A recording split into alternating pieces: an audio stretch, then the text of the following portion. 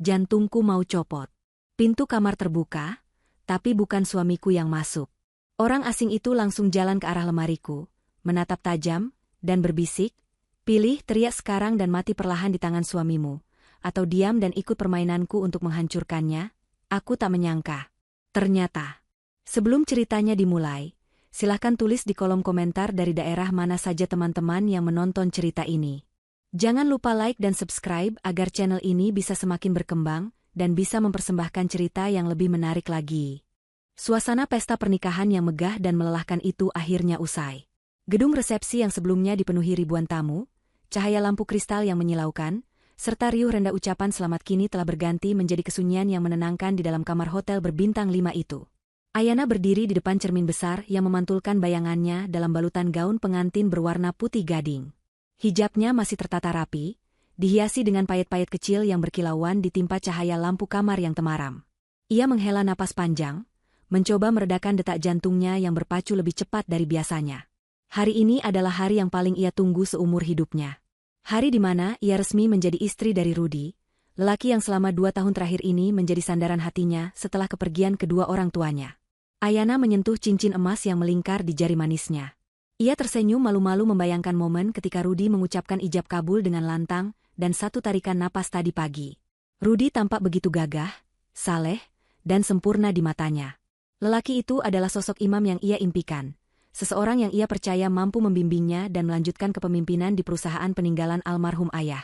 Ayana merasa menjadi wanita paling beruntung di dunia. Ia memandang sekeliling kamar pengantin yang luas itu. Kelopak mawar merah bertaburan di atas tempat tidur. Lilin-lilin aroma terapi menyala di sudut ruangan, menciptakan suasana romantis yang hangat. Tiba-tiba, sebuah ide jahil terlintas di benak Ayana. Rudy sedang berada di lobi sebentar untuk mengurus administrasi check-out bagi keluarga besar mereka yang menginap di hotel yang sama. Ini adalah kesempatan bagus. Ayana ingin memberikan kejutan kecil untuk suaminya. Ia tidak ingin menyambut Rudy dengan duduk manis di tepi ranjang seperti pengantin pada umumnya. Ia ingin membuat Rudy sedikit bingung mencarinya. Ayana terkikik pelan, mengangkat sedikit gaun pengantinnya yang berat, lalu berjalan jinjit menuju sebuah lemari pakaian besar yang berada di sudut ruangan. Lemari itu adalah jenis walk-in closet yang cukup luas, cukup untuk menyembunyikan dirinya di balik deretan jas dan gaun gantung.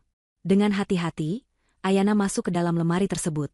Ia menyelinap di balik deretan mantel tebal yang tergantung, memastikan tubuh mungilnya tertutup sempurna namun, matanya masih bisa mengintip melalui celah kecil di antara pintu lemari yang ia biarkan sedikit terbuka. Jantungnya berdebar kencang, bukan karena takut, melainkan karena antusiasme menanti reaksi Rudy. Ia membayangkan wajah panik suaminya saat masuk dan tidak menemukan istrinya, lalu ia akan melompat keluar dan memeluknya dari belakang.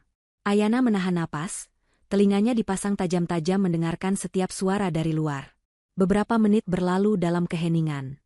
Kemudian, terdengar bunyi kartu akses ditempelkan pada pintu kamar. Lampu indikator di gagang pintu berbunyi bip pelan, diikuti suara tuas pintu yang ditarik. Ayana tersenyum lebar di balik persembunyiannya. Ia bersiap-siap. Langkah kaki terdengar memasuki ruangan. Langkah itu terdengar tegas dan berat, berderap di atas lantai marmer sebelum kemudian terdengar lebih senyap saat memijak karpet tebal. Ayana menghitung dalam hati, 1, 2, 3. Ia sudah siap untuk melompat keluar dan berteriak kejutan. Namun, gerakan Ayana terhenti seketika. Tubuhnya membeku. Dari celah pintu lemari, ia melihat sosok yang masuk itu. Itu bukan Rudy. Sosok itu mengenakan pakaian serba hitam, jaket kulit hitam, celana jeans gelap, dan topi yang menutupi sebagian wajahnya. Postur tubuhnya tegap, namun jelas berbeda dengan postur Rudy. Ayana merasakan darahnya berdesir hebat. Rasa takut seketika menyergap menggantikan rasa bahagia yang tadi membuncah. Apakah ini perampok? Apakah orang ini akan menyakitinya? Ayana membekap mulutnya sendiri dengan kedua tangan, menahan napas sekuat tenaga agar tidak mengeluarkan suara sedikit pun. Ia berharap orang asing itu hanya mengambil barang berharga di meja rias lalu pergi. Tetapi harapan Ayana pupus ketika orang asing itu tidak menuju meja rias atau tempat tidur. Setelah mengunci pintu kamar hotel dengan tenang dan memasang rantai pengaman, pria itu berbalik dan berjalan lurus tepat ke arah lemari tempat Ayana bersembunyi. Tatapannya tajam, seolah ia memiliki penglihatan tembus pandang dan tahu persis di mana Ayana berada. Ayana gemetar hebat, air mata ketakutan mulai menggenang di pelupuk matanya. Ia ingin berteriak, tapi suaranya tercekat di tenggorokan. Langkah pria itu semakin dekat, semakin besar, hingga akhirnya tangan pria itu terulur dan menyentak pintu lemari hingga terbuka lebar. Ayana terperanjat mundur, punggungnya menabrak dinding lemari. Ia siap menjerit minta tolong, namun pria itu mengangkat jari telunjuknya ke bibir, memberi isyarat untuk diam. Wajah pria itu kini terlihat jelas di bawah sorotan lampu lemari.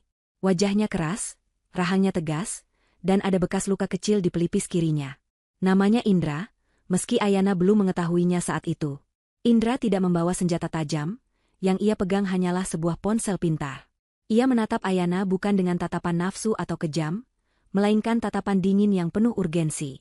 Tanpa mengucapkan sepatah kata pun, Indra mengarahkan layar ponselnya ke wajah Ayana dan menekan tombol putar pada sebuah aplikasi perekam suara.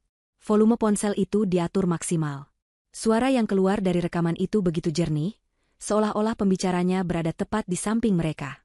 Dan suara itu adalah suara yang sangat Ayana kenal. Itu suara Rudy. Suara lelaki yang baru saja mengucapkan janji suci beberapa jam yang lalu. Dalam rekaman itu, terdengar suara Rudy sedang tertawa renyah, tawa yang belum pernah didengar Ayana sebelumnya. Tawa itu terdengar meremehkan dan jahat. Kemudian Rudy berbicara. Akhirnya nikah juga. Sumpah, aku hampir muntah harus terus-terusan bersikap manis dan alim di depan perempuan itu selama 2 tahun ini. Kamu tahu betapa lelahnya aku pura-pura sholat tepat waktu dan mendengarkan ceramah soal kebajikan hanya demi mendapatkan kepercayaannya. Lalu terdengar suara wanita lain menimpali. Suara itu juga tidak asing. Itu suara Zahra, wanita yang dikenalkan Rudy sebagai sepupu jauhnya yang yatim piatu dan sering dibantu oleh Rudy. Dalam rekaman itu, nada bicara Zahra terdengar manja dan menggoda, jauh berbeda dari sikap sopan dan santun yang biasa ia tunjukkan di depan Ayana. Sabar sedikit dong, sayang. Ingat, ini demi masa depan kita. Kamu harus tahan sedikit lagi. Suara Rudy kembali terdengar, kali ini lebih serius dan penuh rencana busuk. Tenang saja. Setelah malam ini, dia resmi jadi milikku. Dan itu artinya, hartanya juga selangkah lagi jadi milik kita. Rencanaku sudah matang. Dalam 3 bulan, aku akan buat dia gila.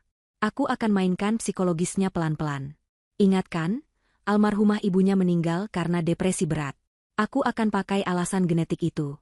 Aku akan buat dia merasa dia mewarisi kegilaan ibunya. Aku akan campurkan obat di minumannya, buat dia halusinasi, sampai dia dianggap tidak kompeten memimpin perusahaan. Begitu hak tanda tangan pindah ke aku akan kuras semuanya, lalu aku ceraikan dia dan memasukkannya ke rumah sakit jiwa. Setelah itu, kita bisa hidup tenang di Eropa. Dunia Ayana seakan runtuh saat itu juga. Lututnya lemas seketika, membuatnya merosot duduk di lantai lemari di antara tumpukan sepatu. Wajahnya pucat pasi, seputih kain kafan. Setiap kata yang keluar dari rekaman itu, menghunjam jantungnya lebih tajam daripada belati manapun. Rudy, suaminya, orang yang paling ia percaya, ternyata adalah monster. Dan Zahra, wanita yang sudah ia anggap seperti saudara sendiri, ternyata adalah selingkuhan dan komplotan suaminya. Mereka merencanakan semua ini. Mereka merencanakan kehancuran hidupnya bahkan sebelum akad nikah diucapkan. Ayana merasa mual, perutnya bergejolak hebat menahan rasa jijik dan sakit hati yang tak terlukiskan. Bayangan wajah almarhum ibunya yang menderita di masa tua karena depresi terlintas di benaknya, dan Rudy berniat menggunakan penderitaan itu sebagai senjata untuk menghancurkannya. Indra mematikan rekaman itu tepat saat suara tawa jahat Rudy dan Zahra terdengar bersahutan. Ia memasukkan kembali ponselnya ke saku jaket, lalu menatap Ayana yang kini terisak tanpa suara, bahunya terguncang hebat menahan tangis. Indra berjongkok di hadapan Ayana, mensejajarkan tingginya. Ia tidak menyentuh Ayana, menjaga jarak sopan, namun tatapannya mendesak. Tiba-tiba, terdengar suara dari lorong hotel. Suara langkah kaki lain mendekat, diikuti suara senandung pelan seseorang yang sedang bahagia. Itu suara Rudy yang asli. Ia sudah kembali dari lobi. Suara langkah itu semakin dekat dan berhenti tepat di depan pintu kamar. Gagang pintu mulai bergerak, ditekan dari luar.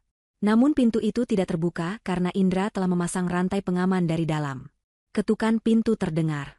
Sayang, kok dikunci dari dalam? Kamu lagi ganti baju ya? Suara Rudy terdengar dari balik pintu. Nadanya manis dan penuh kasih sayang. Nada yang sama yang selama ini membuat Ayana jatuh cinta, namun kini terdengar seperti desisan ular berbisa di telinganya. Indra menatap tajam ke manik mata Ayana yang basah. Dengan suara bisikan yang sangat pelan namun tegas, Indra berkata, "Kamu punya 2 pilihan sekarang. Pilihan pertama, kamu teriak sekarang, buat keributan, konfrontasi dia saat ini juga. Tapi aku jamin, Tanpa bukti fisik yang kuat dan persiapan mental, dia akan memutarbalikkan fakta. Dia akan bilang rekaman ini palsu, dia akan bilang kamu histeris karena stres pernikahan, dan rencana dia untuk membuatmu terlihat gila akan dimulai lebih cepat malam ini juga. Kamu akan mati perlahan di tangannya. Indra memberi jeda sejenak, membiarkan Ayana mencerna ancaman itu. Suara Rudi di luar kembali memanggil, kali ini sedikit lebih keras namun masih terdengar sabar. Ayana, sayang, buka pintunya dong. Indra melanjutkan bisikannya. Pilihan kedua, kamu diam. Hapus air matamu. Keluar dari lemari ini dan berpura-puralah tidak terjadi apa-apa. Ikut permainannya untuk sementara waktu. Jadilah istri yang dia harapkan malam ini. Biarkan dia merasa menang. Sementara itu, aku akan membantumu menyusun serangan balik. Kita hancurkan dia pelan-pelan, seperti dia ingin menghancurkanmu. Pilih sekarang, Ayana. Teriak dan kalah, atau diam dan menang. Ayana menatap Indra dengan pandangan nanar. Air matanya masih mengalir. Namun di balik kepedihan itu, perlahan muncul nyala api kemarahan. Ia teringat ayah dan ibunya. Perusahaan itu adalah hasil keringat darah ayahnya.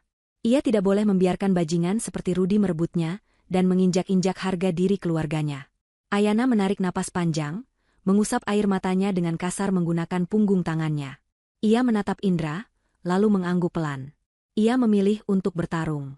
Ayana berusaha menguasai dirinya secepat kilat.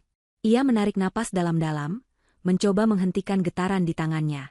Ia berdiri dibantu isyarat mata dari Indra. Pria misterius itu bergerak cepat tanpa suara. Ia menunjuk ke arah pintu kamar mandi, memberi kode pada Ayana untuk masuk ke sana dan membasuh muka agar sembab di matanya tidak terlalu terlihat. Sementara itu, Indra bergerak lincah menuju pintu balkon yang tertutup tirai tebal.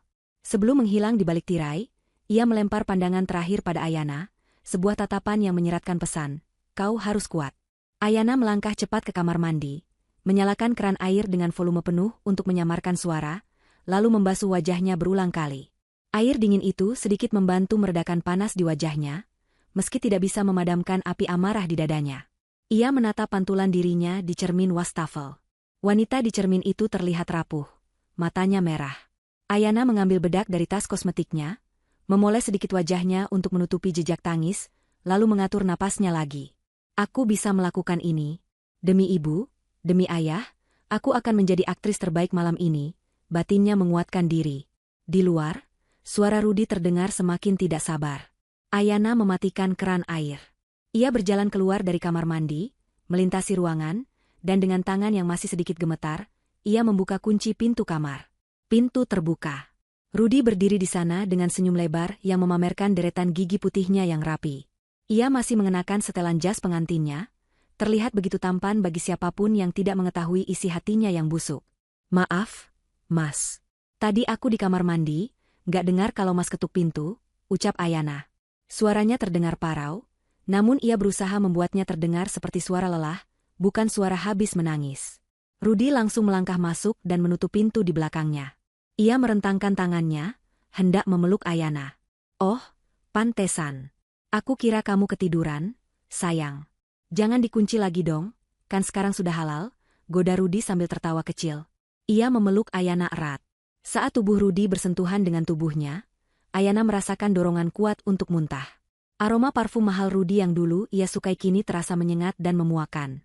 Pelukan yang dulu terasa hangat dan melindungi, kini terasa seperti lilitan ular piton yang siap meremukan tulang-tulangnya. Ayana memejamkan mata, menahan napas, membiarkan dirinya dipeluk namun tangannya hanya menggantung kaku di sisi tubuhnya. Ia tidak sanggup membalas pelukan itu.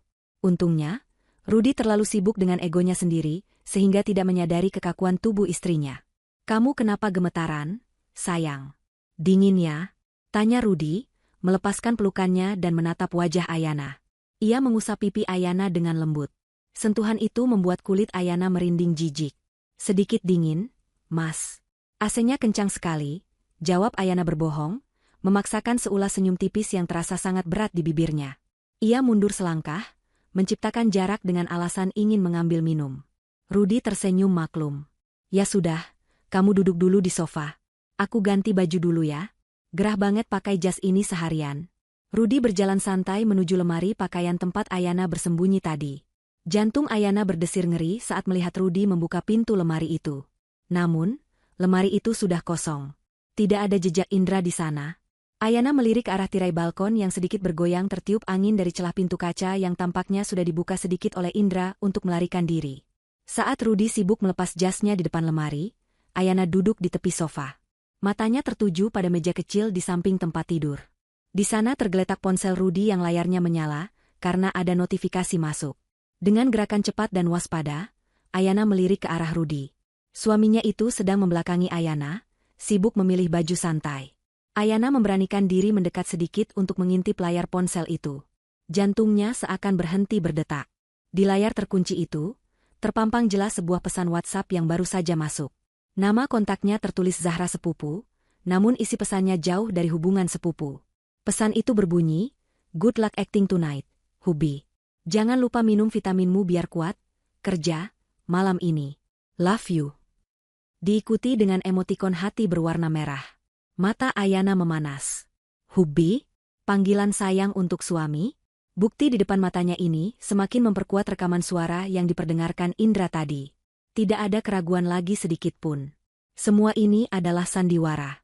Pernikahan ini, ijab kabul yang sakral tadi pagi, air mata haru Rudy saat meminta restu, semuanya palsu. Ayana merasa seperti orang bodoh yang telah dipermainkan dalam panggung drama paling kejam. Ia meremas ujung gaunnya dengan kuat hingga buku-buku jarinya memutih.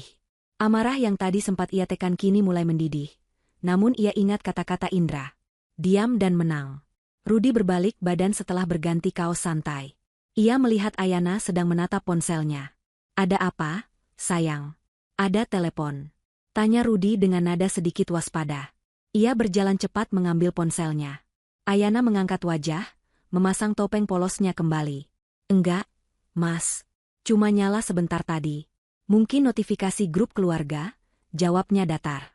Rudy segera mengecek ponselnya, dan Ayana bisa melihat perubahan mikro di ekspresi wajahnya. Ada sedikit senyum licik yang coba disembunyikan Rudy saat membaca pesan Zahra, sebelum ia buru-buru memasukkan ponsel itu ke saku celananya. "Oh iya, biasa, grup sepupu pada heboh ngucapin selamat," kilah Rudy santai. Ia kemudian berjalan mendekati Ayana, duduk di sebelahnya, dan merangkul bahunya. Malam itu berlalu dengan siksaan batin yang luar biasa bagi Ayana. Ia harus mendengarkan bualan Rudy tentang masa depan mereka, tentang rencana bulan madu, tentang betapa ia mencintai Ayana. Setiap kata cinta yang keluar dari mulut Rudy terdengar seperti sampah di telinga Ayana. Ayana beralasan sedang datang bulan dan merasa sangat lelah agar bisa menghindari kontak fisik lebih jauh. Rudy tampak sedikit kecewa, namun ia berusaha tetap memerankan peran suami pengertian. "Nggak apa-apa, sayang. Kita punya seumur hidup untuk bersama. Kamu istirahat saja ya," ucap Rudy sambil mengecup kening Ayana. Kecupan itu terasa membakar kulit Ayana. Akhirnya, Rudy tertidur pulas. Dengkuran halusnya terdengar memenuhi ruangan. Ayana berbaring di sebelahnya dengan mata terbuka lebar menatap langit-langit kamar. Ia tidak bisa tidur sedetik pun. Ia memiringkan tubuhnya menjauhi Rudy, air mata kembali menetes membasahi bantal. Dalam kegelapan itu, Ayana meraba sela-sela bantal sofa di dekatnya. Saat Indra pergi tadi, Ayana sempat melihat pria itu menyelipkan sesuatu di sana. Jari Ayana menyentuh secari kertas kecil yang kaku. Kartu nama. Dengan hati-hati agar tidak membangunkan Rudy, Ayana mengambil kartu itu dan menyembunyikannya di balik genggamannya. Ia menunggu hingga pagi menjelang, hingga matahari mulai mengintip dari balik tirai. Pagi harinya, saat Rudy sedang mandi sambil bersiul riang, Ayana membaca kartu nama itu. Kartu itu berwarna hitam polos dengan tulisan perak. Tidak ada nama perusahaan, hanya tertulis satu nama, Indra, Private Investigator, dan sebuah nomor telepon. Ayana menatap pintu kamar mandi di mana suaminya, musuhnya, berada. Tatapan Ayana berubah dingin dan keras, tatapan yang belum pernah ia miliki sebelumnya. Gadis polos dan manja itu telah mati semalam, dibunuh oleh pengkhianatan. Kini yang tersisa adalah seorang wanita yang siap berperang demi harga dirinya. Ayana menyambar ponselnya sendiri, masuk ke dalam walk-in closet tempat ia bersembunyi semalam, dan dengan tangan gemetar namun tekad membaja, ia mengetikkan pesan ke nomor yang ada di kartu nama itu. "Ini Ayana. Ajari aku cara menghancurkan mereka. Aku ingin mereka menderita lebih dari yang bisa kubayangkan." Ayana menekan tombol kirim, lalu menghapus pesan itu dari riwayat percakapannya. Ia melangkah keluar dari lemari dengan kepala tegak. Perang baru saja dimulai. 1 minggu telah berlalu sejak malam pengantin yang mengubah hidup Ayana menjadi neraka dunia. Bagi orang luar, rumah tangga Ayana dan Rudy tampak seperti lukisan keluarga yang sempurna. Mereka terlihat harmonis, serasi, dan penuh cinta. Namun, di balik dinding-dinding rumah mewah peninggalan orang tua Ayana, sebuah sandiwara besar sedang dimainkan.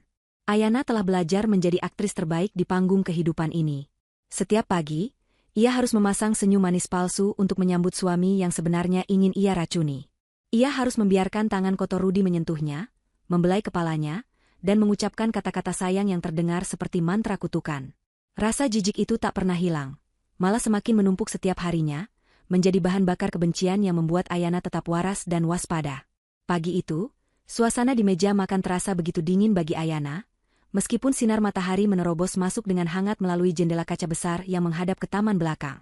Rudy duduk di ujung meja, menikmati nasi goreng buatan asisten rumah tangga dengan lahap.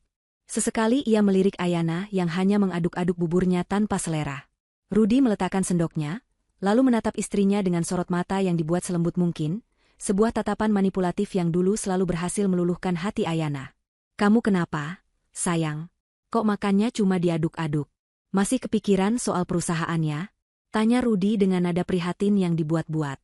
Ia mengulurkan tangannya, mencoba menggenggam tangan Ayana yang tergeletak lemas di atas meja. Ayana menahan gejolak di perutnya saat kulit mereka bersentuhan.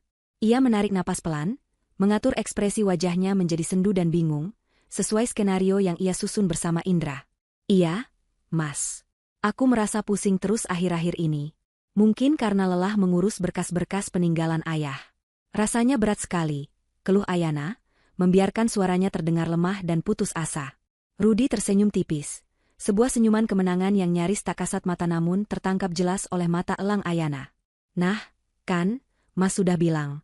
Kamu itu jangan terlalu memaksakan diri. Kesehatan mental kamu itu prioritas, sayang.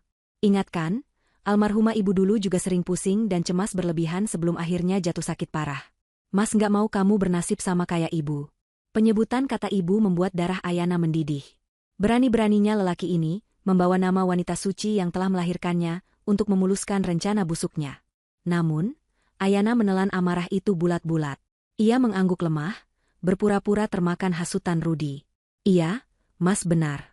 Aku takut sekali kalau aku jadi seperti ibu." Siangnya, Ayana meminta izin keluar rumah dengan alasan ingin ke salon untuk memanjakan diri agar pikiran lebih tenang. Rudy tentu saja mengizinkan dengan senang hati, menganggap itu tanda bahwa Ayana mulai lengah dan fokus pada hal-hal sepele. Namun, tujuan Ayana bukanlah salon kecantikan langganannya. Dengan menggunakan taksi online dan berganti kendaraan di tengah jalan untuk memastikan tidak ada yang membuntuti, Ayana menuju sebuah kafe kecil yang tersembunyi di pinggiran kota. Di sanalah Indra sudah menunggu. Indra duduk di sudut kafe yang paling gelap, mengenakan topi baseball dan kemeja flanel kotak-kotak. Tidak ada sapaan hangat saat Ayana duduk di hadapannya. Pria itu langsung menyodorkan sebuah amplop coklat tebal ke atas meja. Tatapannya serius, menyiratkan bahwa isi amplop itu bukanlah kabar baik. "Ini hasil investigasi lanjutan yang kamu minta," ucap Indra datar. Suaranya rendah, hanya terdengar oleh mereka berdua. "Aku menelusuri ulang kasus kecelakaan mobil yang menewaskan ayahmu setahun yang lalu. Polisi saat itu menutup kasusnya sebagai kecelakaan tunggal akibat remblong. Tapi naluriku berkata lain." Ayana menatap amplop itu dengan tangan gemetar. Jantungnya berdegup kencang. Ia tahu Rudy jahat, tapi seberapa jahat. Perlahan, ia membuka amplop itu dan menarik keluar lembaran-lembaran foto dan dokumen. Foto-foto kondisi mobil ayahnya yang hancur membuat matanya berkaca-kaca. Namun, dokumen perbankan yang diselipkan di belakangnya membuat napasnya tercekat. "Itu bukti transaksi," jelas Indra sambil menunjuk barisan angka di kertas rekening koran. 3 hari sebelum kecelakaan ayahmu, ada transfer uang dalam jumlah besar dari rekening pribadi Rudy ke seseorang bernama Jarod. Jarod ini adalah mantan mekanik bengkel yang punya catatan kriminal. Dan coba lihat tanggalnya. Itu tepat saat Rudy punya hutang judi online yang jatuh tempo sebesar 5 miliar rupiah. Ayana membekap mulutnya. Matanya membelalak tak percaya membaca nominal hutang dan tanggal transaksi itu. "Jadi, maksud kamu, Mas Rudy yang merusak rem mobil ayah?" Indra mengangguk tegas. "Ayahmu baru saja menolak memberikan pinjaman uang pada Rudy untuk menutupi hutang judinya." Rudy panik. Dia dikejar debt collector. Satu-satunya jalan pintas untuk mendapatkan uang dan menguasai harta warisan adalah dengan menyingkirkan ayahmu dan menikahimu secepatnya. Dia membunuh ayahmu, Ayana. Ini bukan sekadar perselingkuhan atau perebutan harta. Ini pembunuhan berencana. Air mata menetes membasahi pipi Ayana. Rasa sakit kehilangan ayahnya kembali menyeruak, kali ini bercampur dengan kemarahan yang begitu dahsyat hingga rasanya dada Ayana sesak. Lelaki yang ia nikahi, lelaki yang tidur di sebelahnya setiap malam, adalah pembunuh ayahnya. Tangan Ayana mengepal erat hingga kuku-kukunya menancap ke telapak tangan. Aku akan membunuhnya, desis Ayana penuh dendam. Aku akan membunuhnya dengan tanganku sendiri. Jangan, potong Indra cepat. Dia menatap Ayana tajam. Kalau kamu membunuhnya sekarang, kamu yang masuk penjara. Zahra akan bebas dan mungkin tetap menikmati sebagian aset yang sudah dialihkan. Kita harus main cantik. Kita harus buat mereka hancur sehancur-hancurnya. Kehilangan segalanya, nama baik, harta, dan kebebasan, sebelum akhirnya membusuk di penjara seumur hidup. Itu pembalasan yang pantas. Ayana menghapus air matanya kasar. Ia menarik napas panjang, mencoba menenangkan gemuruh di dadanya. Kamu benar. Mati terlalu mudah buat dia. Dia harus merasakan neraka dunia dulu. Malam harinya, ujian kesabaran Ayana kembali datang. Saat ia pulang ke rumah, ia menemukan Rudy sedang duduk di ruang tamu bersama Zahra. Melihat kehadiran wanita itu di rumahnya, di atas sofa kesayangan almarhumah ibunya, membuat Ayana ingin berteriak mengusirnya. Namun, ia ingat perannya. Sayang sudah pulang, sambut Rudy dengan wajah ceria yang dibuat-buat. Kenalin, ini Zahra. Ingatkan, sepupu jauh aku yang waktu itu datang ke nikahan. Dia baru saja diusir dari kontrakannya karena masalah sewa. Kasihan dia sebatang kara di kota ini. Boleh ya dia menginap di sini sementara waktu sampai dapat tempat baru. Rumah kita kan besar, banyak kamar kosong. Zahra berdiri, memasang wajah memelas yang sangat meyakinkan. Maaf ya, Mbak Ayana. Saya jadi merepotkan. Saya bingung mau kemana lagi, Mas Rudy satu-satunya kerabat yang saya punya. Ayana menatap Zahra.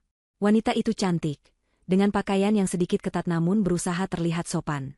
Di balik wajah polos itu, Ayana tahu ada ular berbisa yang siap menggigit. Ayana memaksakan senyum ramah. Ya ampun, Mbak Zahra. Jangan sungkan. Tentu saja boleh. Anggap saja rumah sendiri. Kebetulan saya juga kesepian kalau Mas Rudy kerja. Ada teman ngobrol di rumah pasti menyenangkan. Rudy dan Zahra tampak bertukar pandang sekilas. Terlihat lega dan senang karena rencana mereka memasukkan Zahra ke dalam rumah berjalan mulus. Mereka tidak tahu bahwa Ayana justru merasa dimudahkan. Dengan musuh berada di bawah atap yang sama, akan lebih mudah bagi Ayana untuk mengawasi gerak-gerik mereka. Malam itu juga, saat Rudy dan Zahra sedang sibuk mengobrol di teras belakang, Ayana menyelinap ke ruang kerja Rudy dan ruang tamu. Ia mengeluarkan beberapa perangkat kamera pengintai super kecil berbentuk kancing yang diberikan Indra tadi siang. Dengan cekatan, Ayana menempelkan kamera-kamera itu di titik-titik strategis, di balik lukisan ruang tamu, di sela-sela buku di ruang kerja, dan di dapur bersih. Kamera itu terhubung langsung ke ponsel rahasia Ayana yang ia beli terpisah. Sesaat sebelum tidur, Ayana mengecek hasil rekaman kamera di ponselnya. Layar ponsel menampilkan visual ruang dapur yang jelas. Di sana, terlihat Rudy sedang membuat minuman. Ia menyeduh teh herbal yang biasa diminum Ayana. Namun, gerakan Rudy mencurigakan. Ia menoleh ke kanan dan kiri, memastikan tidak ada orang, lalu mengeluarkan bungkusan kecil dari saku celananya. Rudy menuangkan bubuk putih dari bungkusan itu ke dalam cangkir teh Ayana, lalu mengaduknya hingga larut sempurna. Wajah Rudy terlihat dingin dan fokus. Sangat berbeda dari wajah suami penyayang yang selalu ia tampilkan. Ayana merekam adegan itu. Bukti pertama percobaan peracunan sudah di tangan. Ia menatap layar ponsel dengan tatapan dingin. Silakan racik racunmu, Mas. Tapi jangan harap setetes pun akan masuk ke tubuhku, bisik Ayana dalam hati. Perang dingin di dalam rumah mewah itu resmi dimulai, dan Ayana siap menjadi pemain yang tak terkalahkan. Keesokan paginya, aroma teh herbal melati menguar memenuhi kamar tidur utama. Rudy masuk membawa nampan berisi secangkir teh panas yang uapnya masih mengepul dan sepiring roti bakar. Ia meletakkan nampan itu di meja samping tempat tidur dengan gerakan yang begitu hati-hati, seolah-olah ia sedang menyajikan hidangan untuk ratu. Ayana, yang sudah bangun namun masih berpura-pura bermalas-malasan di kasur, memperhatikan setiap gerakan suaminya dengan kewaspadaan tingkat tinggi. Ia tahu persis apa yang ada di dalam cangkir cantik bermotif bunga itu. Semalam, melalui kamera tersembunyi, ia melihat dengan mata kepalanya sendiri bagaimana Rudy mencampurkan bubuk putih misterius ke dalamnya. Selamat pagi, istriku yang cantik, sapa Rudy lembut, duduk di tepi ranjang sambil mengusap lengan Ayana. Wajahnya bersinar, topeng suami teladan terpasang sempurna tanpa celah. Ayo bangun, sarapan dulu. Mas sudah buatkan teh herbal spesial buat kamu. Ini resep baru yang Mas dapat dari teman dokter. Katanya bagus banget buat menenangkan syaraf dan mencegah depresi, supaya kamu gak gampang stres kayak almarhumah ibu dulu. Lagi-lagi nama ibu dibawa-bawa. Ayana harus menahan diri sekuat tenaga agar tidak menyiramkan teh panas itu ke wajah Rudi. Strategi Rudi sangat licik. Menggunakan ketakutan Ayana akan penyakit mental ibunya sebagai senjata untuk membuatnya meminum racun itu secara sukarela. Ayana bangun perlahan, menyandarkan punggungnya di kepala ranjang, dan memasang ekspresi lelah serta bingung. Makasih ya, Mas. Kamu perhatian banget sama aku, ucap Ayana dengan suara parau. Ia mengambil cangkir teh itu. Hangatnya cangkir merambat ke telapak tangannya, namun hatinya terasa beku. Ia mendekatkan cangkir itu ke bibirnya, menghirup aromanya. Di balik aroma melati yang kuat, ada sedikit bau kimia samar yang mungkin tidak akan terdeteksi oleh orang awam, tapi hidung Ayana yang kini waspada bisa menangkapnya. Rudi menatapnya lekat, matanya tak berkedip, menunggu momen cairan itu masuk ke tenggorokan Ayana. Ayana tahu ia tidak bisa menolak minum, itu akan menimbulkan kecurigaan. Ia harus bermain pintar. Ayana menyentuhkan bibirnya ke pinggiran cangkir, berpura-pura menyeruput sedikit, lalu tiba-tiba ia batuk-batuk kecil seolah tersedak. Panas banget, Mas, keluhnya sambil menjauhkan cangkir itu. Hati-hati, sayang. Pelan-pelan, ujar Rudi, ada sedikit ketidaksabaran dalam nadanya meski tertutup nada khawatir. Saat itu, ponsel Rudi yang diletakkan di meja rias berbunyi nyaring. Rudi menoleh refleks. Itu kesempatan emas. Dalam sepersekian detik saat Rudi memalingkan wajah, Ayana dengan cepat menuangkan sebagian besar isi teh itu ke dalam pot tanaman lidah mertua yang ada di samping tempat tidur. Tanaman hias besar dengan pot yang penuh kerikil itu menyerap cairan teh dengan cepat tanpa meninggalkan jejak basah yang mencolok. Ayana segera mengembalikan cangkir ke bibirnya tepat saat Rudi menoleh kembali setelah mematikan alarm ponselnya. Ayana berpura-pura menelan tegukan terakhir, lalu meletakkan cangkir yang kini tinggal ampasnya di atas nampan. Rasanya agak aneh, Mas. Sedikit pahit, komentar Ayana, memberikan umpan. Rudi tersenyum lega melihat cangkir yang kosong. Namanya juga obat herbal, sayang. Pahit itu tandanya obatnya bekerja. Nanti lama-lama kamu terbiasa. Sudah, sekarang kamu mandi, siap-siap ke kantor. Jangan lupa, hari ini ada rapat pemegang saham, kan? Kamu harus terlihat segar. Rapat pemegang saham. Ayana hampir lupa. Rudi pasti berharap obat itu mulai bekerja saat rapat, membuat Ayana terlihat tidak stabil di depan para investor. Maka, Ayana memutuskan untuk memberikan pertunjukan yang Rudi inginkan. Sepanjang hari itu, dan hari-hari berikutnya, Ayana mulai memainkan peran sebagai wanita yang kehilangan pegangan. Di rumah, ia sering berpura-pura lupa meletakkan barang. Di depan Zahra, ia sengaja memanggil Zahra dengan nama asisten rumah tangga, lalu meminta maaf dengan wajah bingung. Puncaknya, saat makan malam 3 hari kemudian, Ayana menjatuhkan piring makannya sendiri dan berteriak histeris karena mengaku melihat bayangan hitam di sudut ruangan, bayangan yang tentu saja tidak ada. Rudi dan Zahra memainkan peran mereka dengan sangat baik. Mereka berlagak panik, menenangkan Ayana, namun di balik punggung Ayana, mereka saling melempar senyum licik. Obatnya bekerja lebih cepat dari dugaan kita, bisik Rudi pada Zahra saat Ayana pura-pura tertidur di kamar setelah insiden histeris itu. Di tengah sandiwara kegilaan itu, Ayana tetap menjalankan misi utamanya. Indra memberikan informasi krusial, Zahra memiliki brankas rahasia di apartemen lamanya yang belum sepenuhnya ia kosongkan. Apartemen itu masih disewa atas nama orang lain untuk menyimpan dokumen-dokumen penting, termasuk paspor palsu dan identitas asli Rudi yang ternyata bernama asli Herman, seorang buronan kasus penipuan di pulau lain 5 tahun lalu. Bukti ini adalah kartu as yang bisa memenjarakan mereka berdua seketika. Kesempatan datang pada hari Jumat. Zahra pamit pergi ke salon seharian untuk perawatan, sementara Rudi sibuk bermain golf dengan rekan bisnisnya, yang sebenarnya adalah jebakan bisnis yang sudah disiapkan Ayana. Ayana beralasan sakit kepala berat dan ingin tidur seharian di rumah. Begitu mobil Zahra meninggalkan gerbang, Ayana segera melompat dari kasur, berganti pakaian serba hitam, mengenakan masker dan topi, lalu keluar lewat pintu belakang di mana taksi online sewaan Indra sudah menunggu. Perjalanan ke apartemen Zahra terasa sangat lama. Jantung Ayana berpacu kencang. Ini adalah tindakan kriminal pertamanya, membobol rumah orang. Namun, ia tidak peduli. Demi keadilan, ia rela melakukan apa saja. Sesampainya di gedung apartemen, Ayana berhasil menyelinap masuk berkat kartu akses duplikat yang sudah disiapkan Indra. Detektif itu memang bekerja sangat efisien. Unit apartemen Zahra berada di lantai 15. Sepi dan berdebu. Ayana masuk dengan hati-hati, menyalakan senter kecil. Ia langsung menuju kamar tidur, mencari letak brankas sesuai instruksi Indra, di balik lemari pakaian tanam di dinding.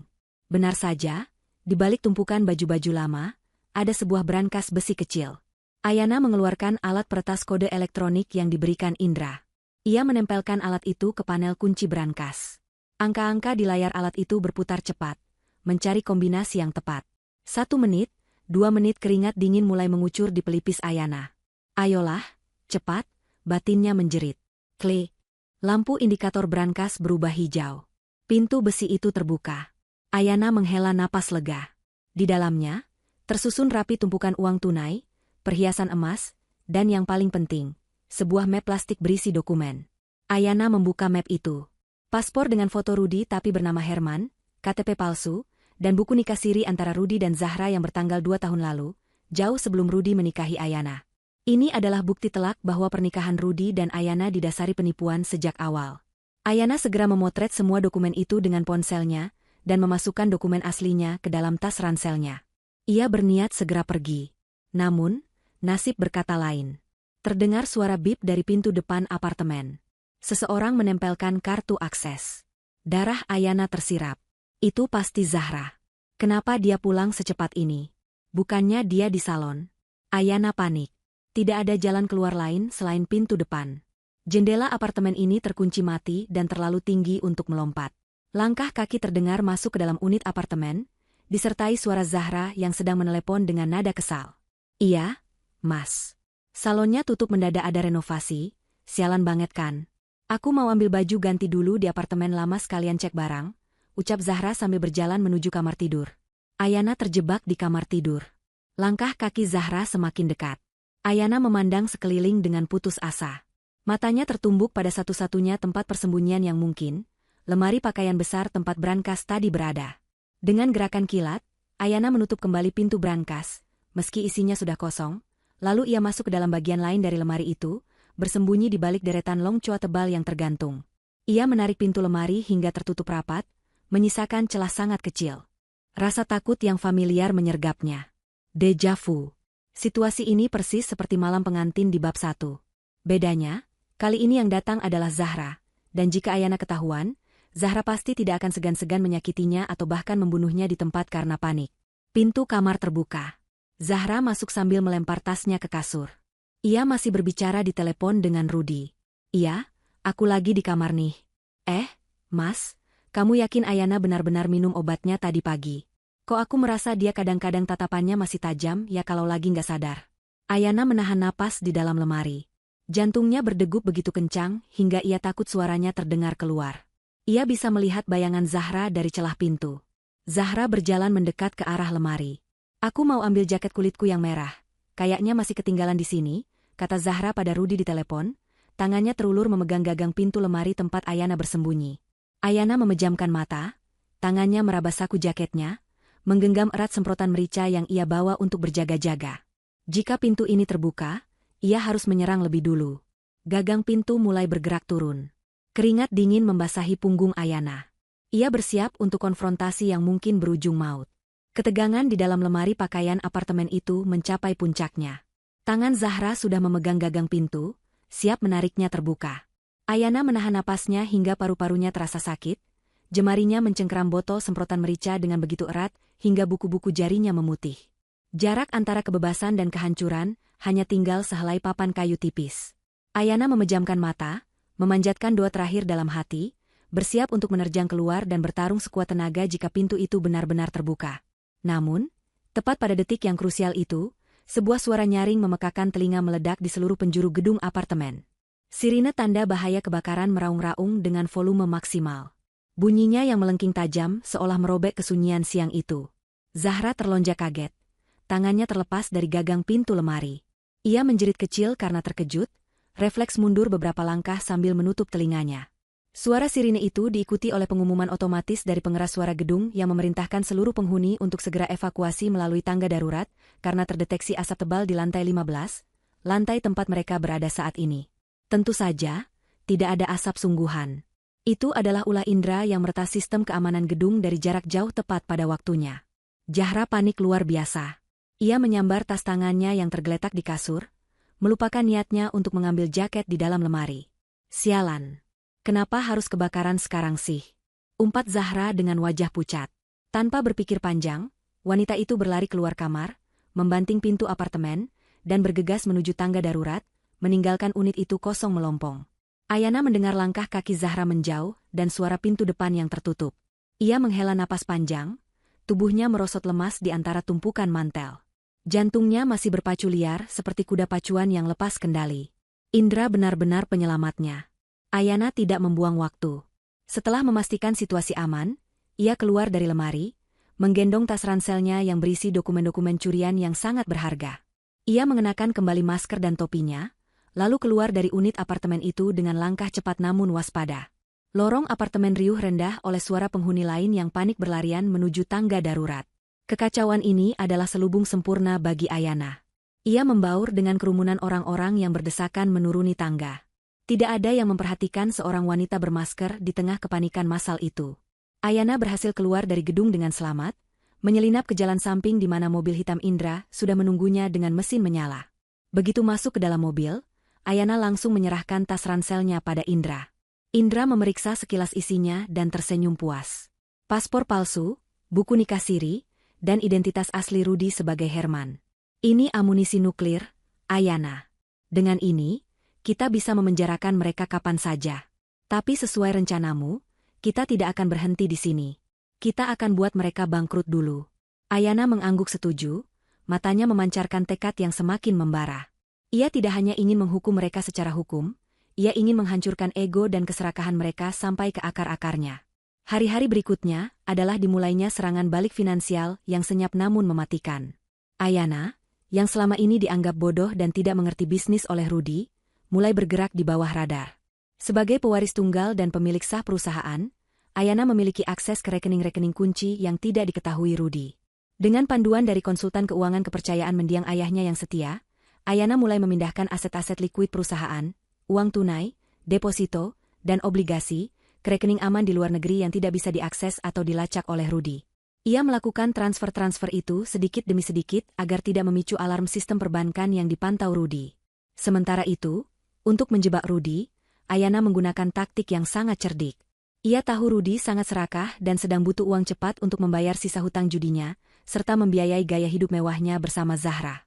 Ayana memalsukan dokumen persetujuan investasi untuk sebuah proyek properti fiktif di Kalimantan.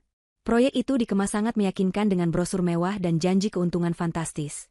Padahal tanah yang dimaksud adalah hutan lindung yang tidak boleh disentuh. Indra mengatur agar proposal bodong itu sampai ke meja Rudy melalui perantara bisnis yang sudah disuap.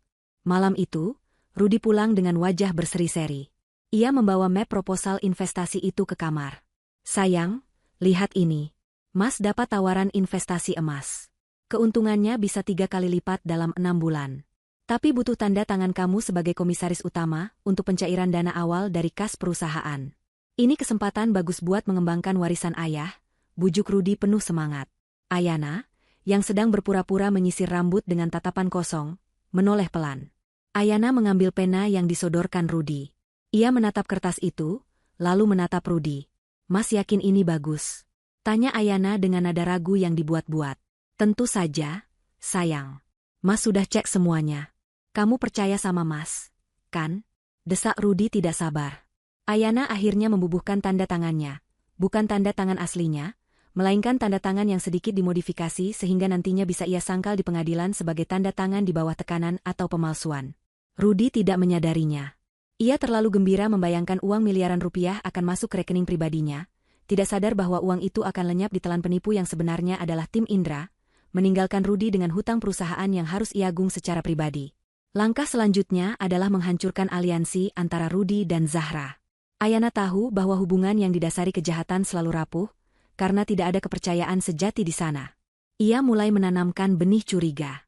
Suatu sore, saat Zahra sedang duduk santai di ruang keluarga sambil memoles kukunya, Ayana duduk di sebelahnya.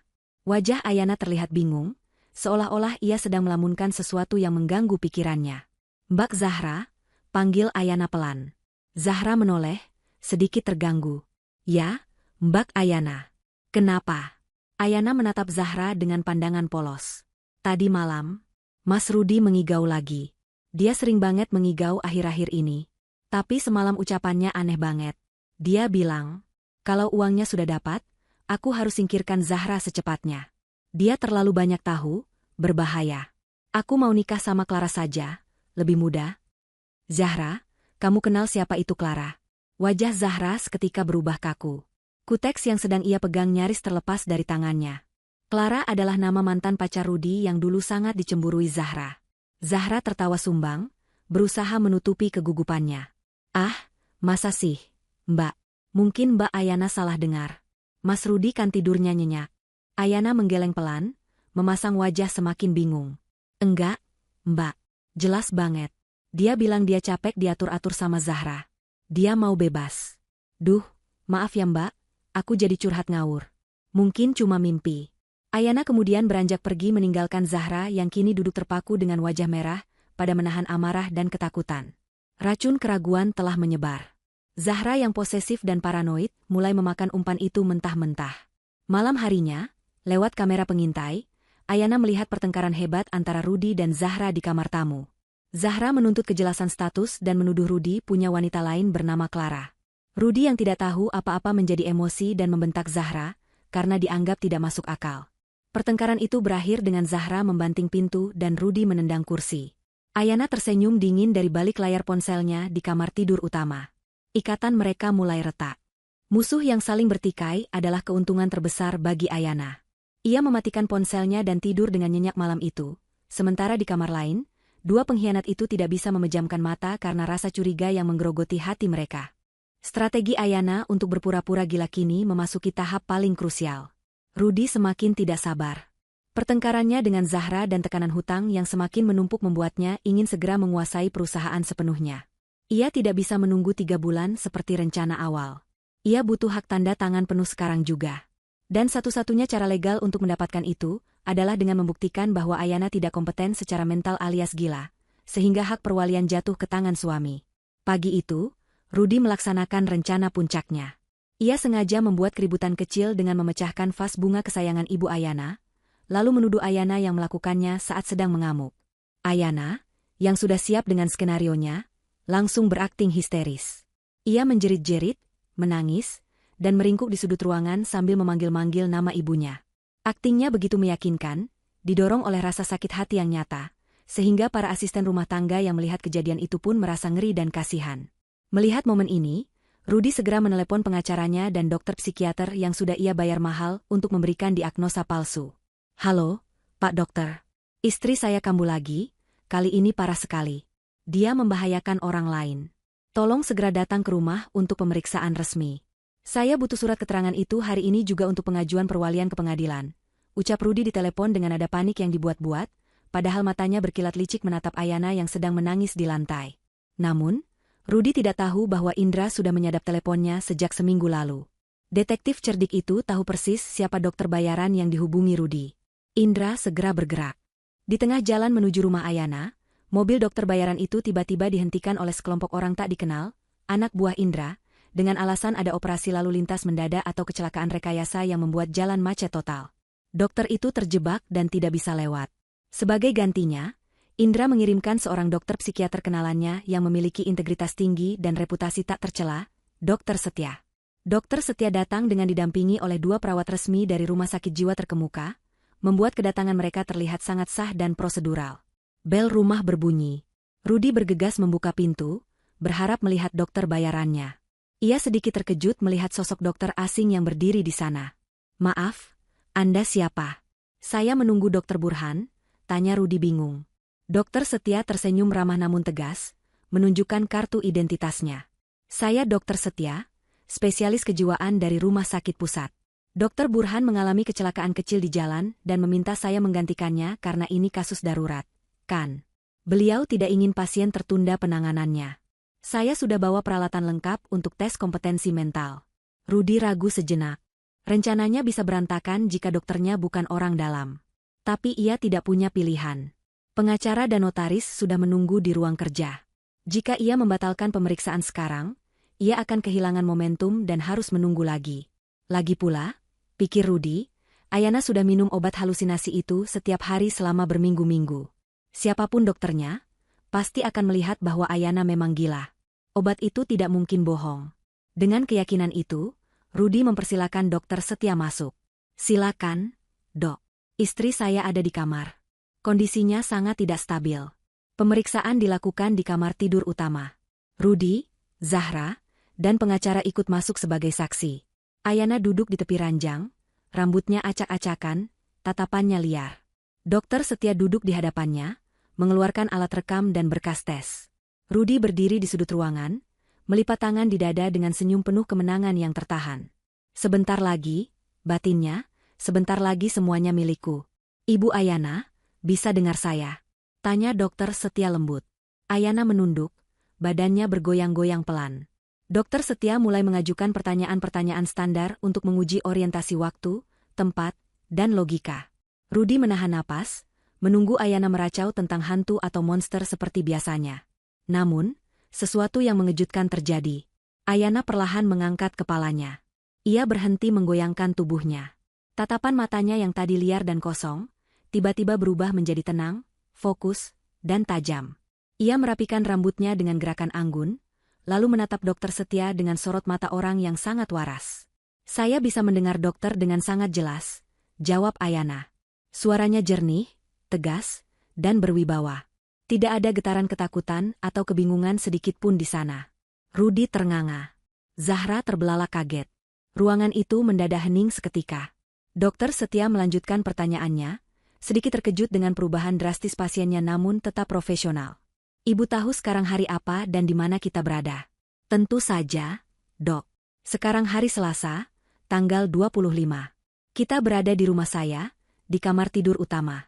Dan pria yang berdiri di sana dengan wajah pucat itu adalah suami saya, Rudy, yang sepertinya kecewa karena saya bisa menjawab pertanyaan ini, jawab Ayana sambil menunjuk Rudy dengan tenang.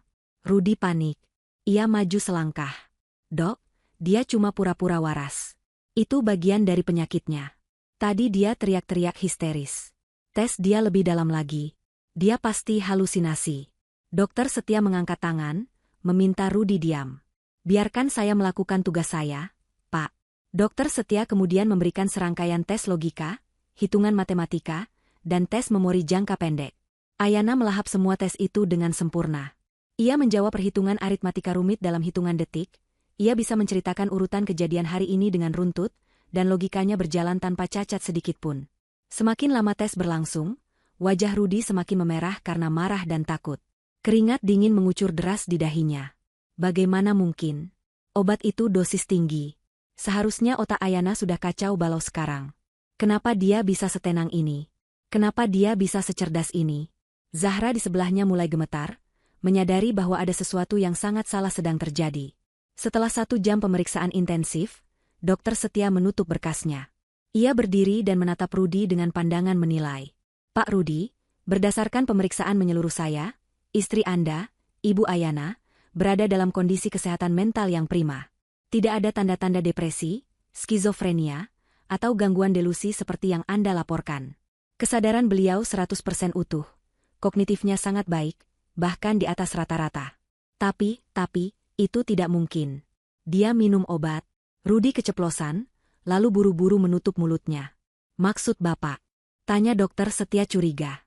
Maksud saya, dia minum vitamin penenang, kilah Rudy gugup. Dokter Setia menggeleng. Apapun itu, tidak ada indikasi gangguan jiwa. Saya akan membuat surat keterangan sehat jasmani dan rohani untuk Ibu Ayana. Dengan surat ini, beliau sepenuhnya cakap hukum untuk mengelola aset dan perusahaan sendiri. Permohonan perwalian Anda tidak memiliki dasar medis.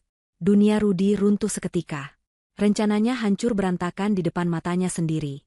Ia menatap Ayana dengan tatapan tidak percaya, campuran antara kemarahan dan ketakutan. Ayana berdiri, merapikan bajunya, lalu berjalan perlahan mendekati Rudy. Langkahnya anggun namun mematikan seperti singa betina yang mendekati mangsanya yang terperangkap. Dokter Setia dan pengacara mulai membereskan barang-barang mereka untuk keluar ruangan, memberikan sedikit privasi bagi suami istri itu. Zahra sudah mundur perlahan ke dekat pintu, siap kabur jika situasi memburuk. Ayana berhenti tepat di depan Rudy. Ia berjinjit sedikit, mendekatkan bibirnya ke telinga suaminya yang masih terpaku kaku.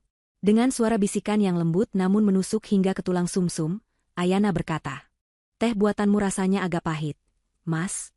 Jadi, sejak hari pertama kamu membuatnya, aku selalu membuangnya ke pot tanaman dan menggantinya dengan teh manis biasa. Kasihan lidah mertua di pojok sana, dia yang keracunan obatmu, bukan aku." Wajah Rudi memucat pasi, darah seolah terkuras habis dari kepalanya. Kakinya lemas, nyaris membuatnya jatuh terduduk. Ia menatap Ayana seolah sedang melihat hantu. Jadi, selama ini, Ayana tersenyum manis, senyuman yang mengerikan bagi Rudi. "Selama ini aku hanya bermain peran, Mas. Dan kamu adalah penonton yang paling mudah dibodohi. Selamat menikmati kehancuranmu." Ayana kemudian berbalik badan dan berjalan keluar kamar dengan kepala tegak, meninggalkan Rudi yang gemetar hebat di tengah ruangan. Di luar gerbang rumah, mobil polisi yang dipanggil Indra untuk kasus penipuan investasi mulai mendekat, sirinenya sayup-sayup terdengar, menjadi musik pengiring bagi babak akhir kehancuran sang antagonis.